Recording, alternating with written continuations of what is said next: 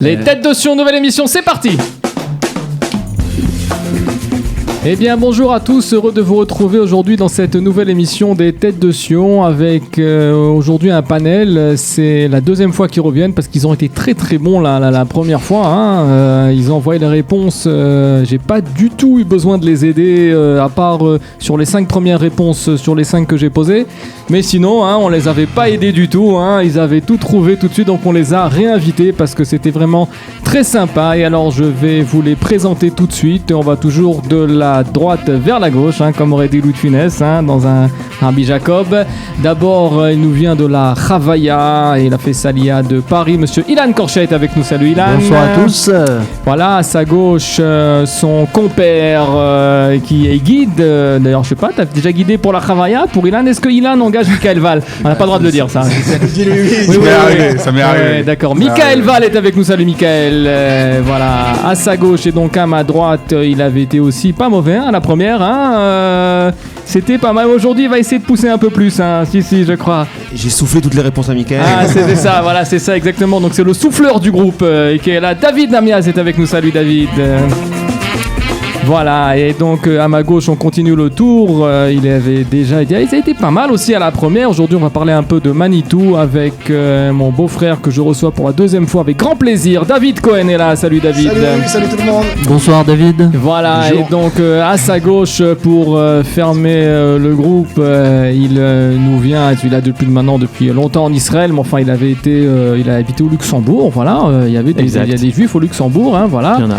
Et donc aujourd'hui il est en Israël et j'ai le grand plaisir d'accueillir, et d'abord je vais passer un petit bonjour à David, son frère, avec qui j'étais en classe quand même, on a vu une bonne dizaine d'années. Jérôme Konopnik est avec nous, salut Bonsoir Jérôme. Bonsoir à tous, j'ai remarqué qu'on entend super bien si vous mettez le truc. Ah ouais, la casque, voilà, mais moi j'oblige personne hein, pour les casques. Hein, voilà. On va mettre le casque. Bonsoir voilà. Jérôme, bonsoir. Et donc je rappelle le principe de cette émission, toujours le même, hein, je pose des questions sur le judaïsme, sur le monde juif, sur le sionisme, voilà, vous connaissez toutes les réponses à toutes les questions, maintenant vous connaissez le principe. Mais vous trouvez la bonne réponse. Alors aujourd'hui on va rajouter un petit quelque chose en plus qu'on n'avait pas fait sur la première. Voilà, si quelqu'un, vous allez me le rappeler même si j'oublie, si quelqu'un trouve la bonne réponse, il a le droit de demander à quelqu'un ici présent, ça peut être tout le monde, ça peut être moi, ça peut être qui vous voulez, de raconter une blague. Alors si vous avez une blague à sortir, bah, vous dites une blague, hein, on verra si elle est marrante ou pas. Et si vous n'avez pas de blague, bah, vous pouvez piocher une blague dans le chapeau à blague qui est devant moi. Voilà, on va essayer de le faire et d'aller un peu plus vite sur les réponses aux questions. Et donc je fais péter directement la première, allez on voit. Alors la première question est la suivante. Alors, qu'est-ce que l'ambassade d'Arabie Saoudite à Washington a fait pour la première fois le 2 décembre 2019 ? Alors, qu'est-ce qu'elle a fait ? Elle a fait quelque chose. Elle a fêté Hanouka. Alors elle a fêté Hanouka j'ai dit le 2 décembre ? Non, le 2 octobre. J'ai dit décembre ? Ouais, t'as dit décembre. Non, le 2 octobre 2019. Soukot. C'est pas bête. Soukot, Rosh Hashanah, Kippour peut-être, non, mais il y avait quelque chose que t'as dit qui est pas. Elle a fêté, là c'est bon, jusque-là c'est bon. Elle a fêté, célébrer. Célébrer, non, pas bon, par la suite, t'as dit quoi encore ? T'as dit quoi ? Elle a, jusque-là c'est bon.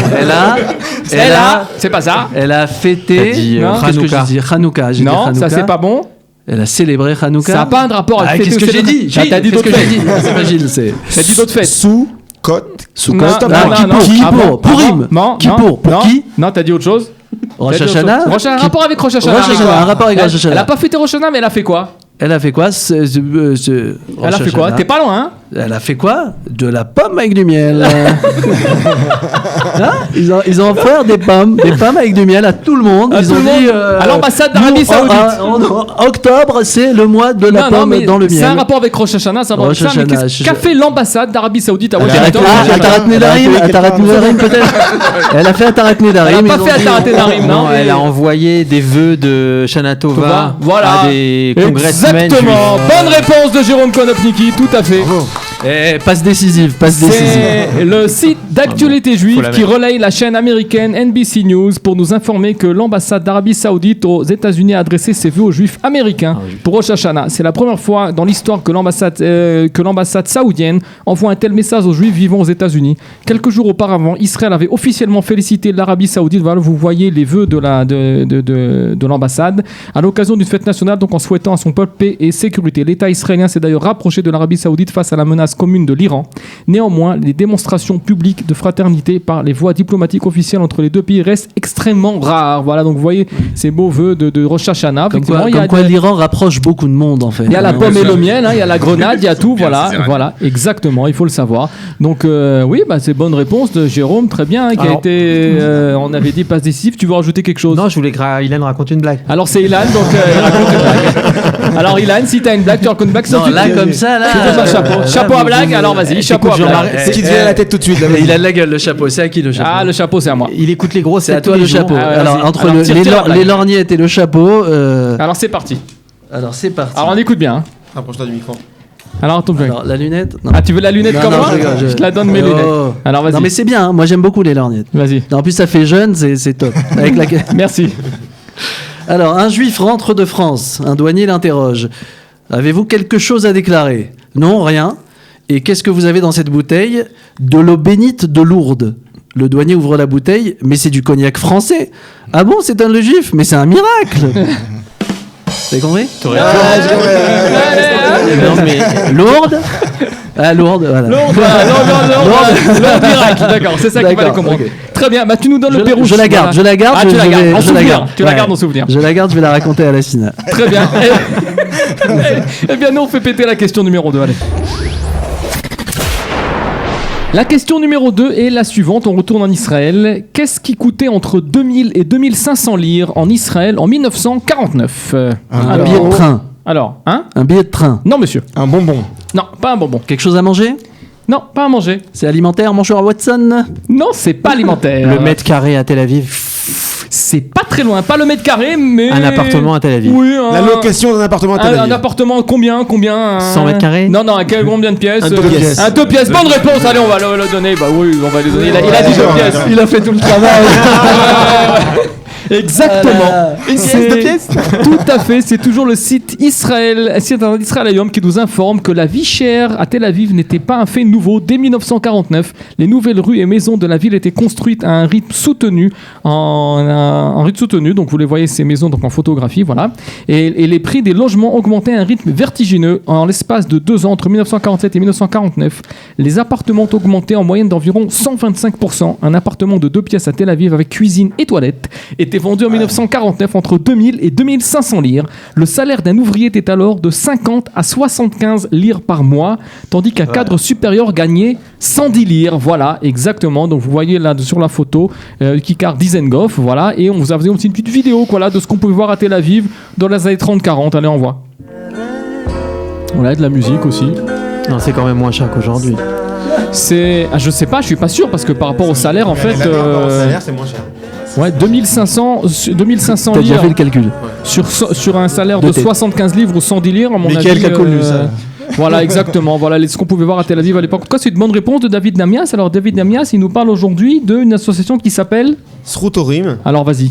Alors Pourquoi voilà, il je vais en parler parce que c'est quelque chose qui me touche. C'est mon neveu qui a 15 ans aujourd'hui, qui l'a créé à l'âge de 14 ans. Je trouvais ça super qu'à 14 ans, on ait envie de faire du bénévolat pour des gens nécessiteux. Et donc, il a créé cette association avec des copains de son école. Il est israélien, donc il est né en Israël. Et ils ont décidé d'aider donc avec des paniers pour des gens nécessiteux. Mais cette année, il a fait quelque chose, il a été un peu plus loin et il a cherché pour cela à ramasser de l'argent, et donc il a demandé est-ce qu'il y a une amoutade libre pour pouvoir ramasser de l'argent. Et en fait, il y a la amoutade que mon beau-père avait créée à l'époque, qui s'appelait Sroutorim au nom de ses parents à lui. Et donc il a récupéré la mouta de mon beau-père, Zichrono Livracha, pour faire quelque chose qui est pour les jeunes aujourd'hui. Je trouvais ça que c'était très joli. Et donc ils font aujourd'hui, ils ont ouvert suite à cette levée de fonds 5 centres où ils aident des jeunes nécessiteux dans les shiurei bayit. Et donc c'est des jeunes dans les yeshivot Bnei Akiva qui vont dans des écoles de leur ville pour aider les jeunes à faire les shiurei bayit, etc. et donc à passer leur bac. D'accord, c'est du vrai bénévolat et j'ai trouvé ça. Et si on veut les contacter, alors comment quelqu'un il veut contacter cette amouta magnifique pour qu'on aide son enfant? Comment le plus simple, c'est qu'il me contacte à moi, je ferai le lien. Alors vas-y. 054 7 44 90 19. Voilà, ils font du très beau travail. Voilà. Et je trouve ça super que des David jeunes. Lamias. Très bien. Et ben c'est une très belle initiative. Et nous on va à la question. On félicite. Une question numéro 3. Allez, envoie. On fera la blague dans la prochaine question. Alors, la question numéro 3 est la suivante. On t'a fait cadeau de la blague, mais on verra dans la prochaine. Au niveau des blagues. On t'a fait cadeau de la blague. Alors, la question est une question 3, donc la question Tanar, parce qu'on aime toujours la Bible dans cette émission, et moi j'aime beaucoup la Bible. Donc la question mais nous aussi, on aime beaucoup la Bible. Et ben voilà, on aime aussi le Coran, on aime tout ça. On aime tout. On aime le Nouveau Testament, l'Ancien Testament. On n'est pas comme ça. On n'est pas comme ça, d'accord. Moi je préfère la Bible quand même à au Nouveau Testament. D'accord, alors quel geste qui peut être réalisé uniquement par un humain est cité pour la première fois dans le Tanakh, dans le livre des Proverbes, chapitre 10, verset 10, donc Mishlei Perek Yud Pasuk Yud. Un geste. Un geste, ouais, un geste. Un geste, voilà, appelle un taxi, ça c'est un geste. D'accord, c'est pas un taxi, non. C'est quoi? Non, c'est pas appeler un taxi, non. Donc c'est pas appeler un taxi, ouais. C'est un geste de l'honneur non plus. C'est un geste de la main. C'est un geste, pas de la main. C'est un geste du pied. Non. C'est un geste du corps entier. Non plus. Un geste de la tête. C'est un geste, un bon geste. Ah, cligner de l'œil. Se cligner de l'œil. Bonne réponse de David Cohen. Exactement. C'était magnifique. C'était magnifique. C'est un clin d'œil. d'œil. Je fais une troisième émission parce que là, on exactement. Regardez ce Regardez, il cligne de l'œil. Arielou, tu nous le mets quand tu veux. Et donc, Koretz Aïn, Yiten Atsevet, voilà, c'est ça. Ve'evil Sfataim, Yilabet. C'est Marc qui cligne de l'œil. Voilà, exactement. Donc, c'est dans Mishlei. Et donc, c'est donc, je pense, la première fois, et peut-être la seule, je ne sais pas, qu'on voit dans le Tanakh. En tout cas, c'est cité dans ce pasouk, le clin d'œil. Voilà, il est cité dans le Sefer Mishlei. Alors, David a donné la bonne réponse. Voilà. Et donc, on a parlé d'une belle amouta, mais toi, tu as un beau projet puisque tu traduis les œuvres de Manitou. Allez, raconte-nous qu'est-ce qui se passe. Comment ça se passe? En fait, on essaye de regrouper tous les enseignements de Manitou qui ont été pour la plupart donnés en français et on les traduit et on les donne, on les diffuse en fait à tout le public israélien qui n'a pas la chance de comprendre le français. Et donc c'est les vidéos qui ont été enregistrées à l'époque quand il était en France et aussi ici, et également des audios, quoi, des cours qui ont été enregistrés en audio et qu'on fait en fait le Timloul, quoi, on les retranscrit et on les diffuse en fait sur YouTube et sur le site internet de Manitou aussi. Et c'est vrai que Manitou, donc le Rav Yehuda Ashkenazi, donc il n'était pas très connu des Israéliens, mais de plus en plus. Moi, je vois, j'étais il n'y a pas longtemps à une soirée d'études et il y avait des centaines d'Israéliens qui venaient écouter les paroles, enfin en tout cas les paroles, les textes de Manitou. Je pense qu'il y a 5-6 ans, pratiquement aucun Israélien qui était. Et là, il y a vraiment 5-6 ans, ça a commencé un petit peu à se développer. De plus en plus d'Israéliens découvrent d'abord l'enseignement de Manitou, et suite à cela, effectivement, de plus en plus sont intéressés à suivre des cours, à venir effectivement à Hoshana Rabbah, il y a des veillées et il y a plusieurs bêtes et midrash qui se sont voilà, et donc j'ai une très belle initiative, et donc peut-être tu cherches des gens pour t'aider ou on cherche toujours des gens pour aider s'ils veulent traduire. On cherche effectivement des gens pour aider à retranscrire, à traduire, et surtout aussi on cherche des anciens élèves de Manitou qui auraient enregistré des cours. On cherche les cassettes. Voilà. Et avant qu'ils se perdent en fait, pour essayer de les vous cherchez des lecteurs de cassettes aussi, j'imagine. Ça justement, on cherche aussi des dons justement pour nettoyer les sons et pour racheter des lecteurs de cassettes pour réécouter Manitou. Voilà, en tout cas, c'est une très belle initiative. Voilà, si vous les trouvez, donc vous pouvez contacter David Cohen. On te trouve sur Facebook, je pense. Sur Facebook, il y a surtout un site de Manitou qui s'appelle manitou.org.il, et là-bas tout si vous avez des cours à retranscrire ou peut-être qu'ils n'ont pas, en fait, vous pouvez les contacter et donner vos cours. Voilà, très bien. Donc on va faire quand même la blague là. Donc t'as trouvé, tu donnes la blague. Ilan Korcha. On change pas. C'est le clown du service. C'est le clown de service. C'est le clown du service. Tu vas en raconter? Tu veux tirer? Non, une blague. J'aurais amené mes blagues. Ah bah tu veux amené mes blagues. Tu veux retirer dans le chapeau? Allez, tiens. Fais deux têtes. Allez, tire dans le chapeau. Allez. Je comprends pas, t'écoutes Jean-Marie Bigard. Je suis pas sûr que je peux passer les blagues de Bigard là sur le. Vas-y.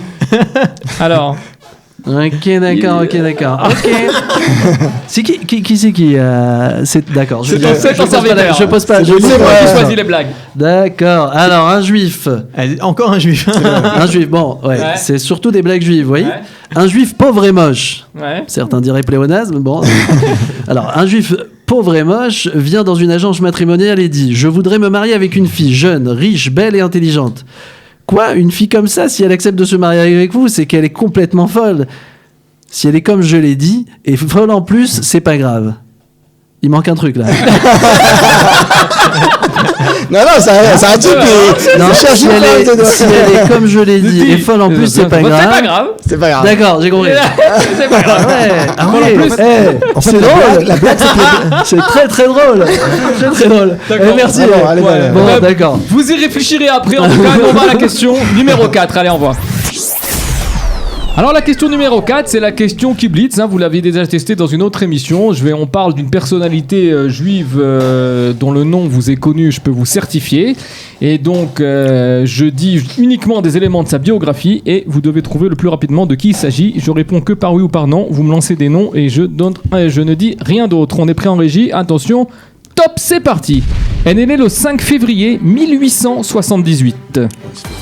Son père, Lévi, est diamantaire juif néerlandais et sa mère, Amalia, est juive polonaise. Son arrière-grand-père, Rolof Limonman, était marchand d'agrumes en Hollande. La construction... Anne-Franck. André Citroën. Qui a dit André Citroën? Oui, monsieur, bonne réponse. Exactement. À cause de Limon. C'est pour ça que c'est Limon. Citroën.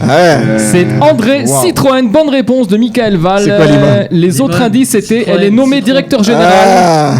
Les autres indices étaient, elle est nommée directeur général de l'entreprise Morse en 1906. En 1912, elle visite l'usine Ford près de Détroit dans laquelle est appliqué le taylorisme.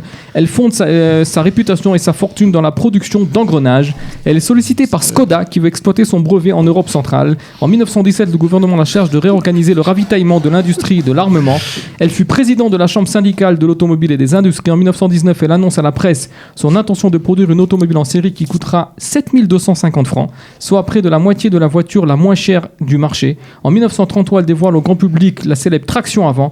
Le grand rabbin de Paris, Julien Weil, préside à ses funérailles le 5 juillet 1935 et le logo de la société qu'il a créée et qui porte son nom n'est autre que deux V renversés l'un sur l'autre. Exactement, tu as très bien trouvé, c'est André Citroën, voilà, donc c'est bien vu sur Limon Man, effectivement, Citroën, Limon Man, exactement, ça vient de là, Limon, Citroën, exactement. Voilà, il le savait, hein. Et donc la blague là, elle va à Michael. Elle va à qui? Bon allez, je vais vous raconter une blague. Allez, je vais vous raconter une blague. Prends-en une chapeau. Ça, sans le chapeau, c'est facile d'être drôle. Tu es malade? Non, je pioche pas dans ces merdes, moi. Tiens, grand malade. Je viens avec les mains. Non, c'est ma cousine Sandra qui me l'a envoyé celle-là. C'est un juif, il rentre à Paris, au Plätzl, donc il veut acheter de la charcuterie. D'accord? Il va acheter de la charcuterie, donc il va, bonjour madame la charcuteuse, il dit je voudrais acheter une tranche de charcuterie. Et donc là elle prend la charcuterie, elle la met sur la trancheuse, hein, et elle voit, elle commence à trancher, donc je lui dis non, encore, et elle continue, elle dit quoi, je fais 5 tranches, non, continuez, elle dit encore, elle arrive à 10 tranches, c'est tout, non, encore, elle a 15 tranches, elle dit encore, elle arrive à 20 tranches, elle lui dit stop, celle-là.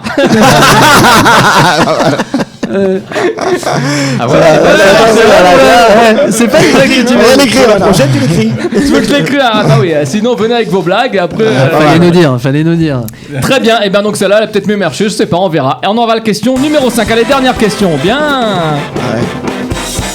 C'est bien, la régie, t'as envoyé le jingle de la question qu'on a déjà posée, exactement. La question qu'on a déjà posée, puisqu'on a déjà posé dans cette émission près de 344 questions concoctées. On va voir si les webtateurs et les webtateuses, ou peut-être même les panélistes, non vous pouvez savoir parce que vous n'étiez pas là, mais on va voir si vous avez de la mémoire. Et donc la question est la suivante. Qui était Luis de Torres? Alors, c'est un Espagnol. Alors... Je vois que Michael Valcal, donc c'est bon. Luis de Torres. C'est un sportif. On va peut-être passer 2-3 minutes encore C'est un ensemble. sportif. Juif. Alors, c'était pas un avant-centre, pas dans le football. C'est pas le cousin de Torres. Espagnol. Alors, espagnol, oui. Juif, oui. Alors, espagnol, Juif espagnol. 12e siècle. C'est combien 12e siècle. Est-ce que c'est T'as mal lu là. Non, c'est pas au 12e siècle. On n'est pas loin. On n'est pas Non, loin. non, On n'est pas loin. c'est pas au 12e. Pas au Séville. 13e. Séville.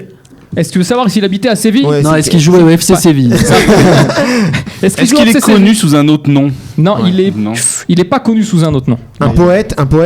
Non, c'est pas un poète. De quelle époque tu as dit? Écrivain. Ah, j'ai pas dit l'époque, vous me l'avez Ah, dit. Je vous ai ça. dit ce que c'était pas. C'est pas le 12e, pas le 13e siècle. C'est plus tard. C'est plus tard. 20e, 19e, Moins.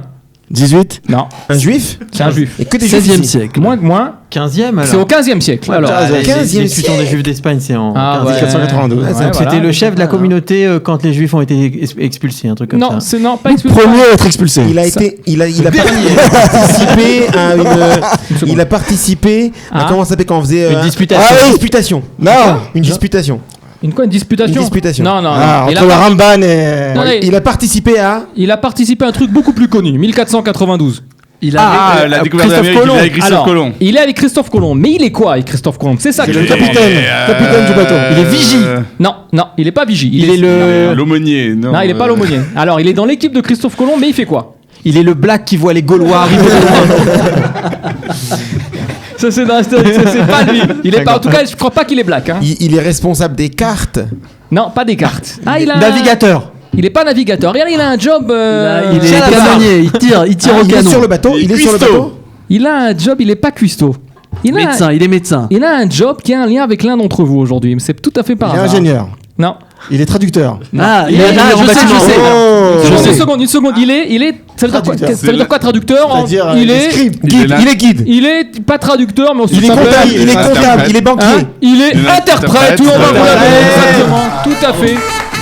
Bonne réponse, exactement. Voilà, vous avez dit interprète. De Torres Il parlait déjà un. anglais en fait avant. Était un interprète du. Ouais, que ça arrive en Amérique et tout, il fallait parler anglais. quoi. C'était donc l'interprète de Christophe Colomb et le premier juif à fouler le Nouveau Monde. Il est possible qu'il s'appelle Yehuda Levi HaIvri. Voilà, je vous ai amené une petite image. Après, Celui à gauche là. on va attendre avec la vidéo. C'est pas Daniel Haïk Une seconde, Ah, le voilà. une seconde, parce que les webtateurs ne le voient pas. Donc, De Torres était un interprète du gouverneur de Murcie en raison de son contrôle sur les langues hébraïques, arméniennes, arabes, françaises, espagnoles et portugaises. Cependant, après la déportation, le catholique de Torres a été baptisé à la veille de son départ et avec Christophe Colomb le 2 août 1492. Colomb espérait que la compétence de l'interprète serait utile en Asie parce qu'elle lui permettrait de communiquer avec les marchands juifs locaux.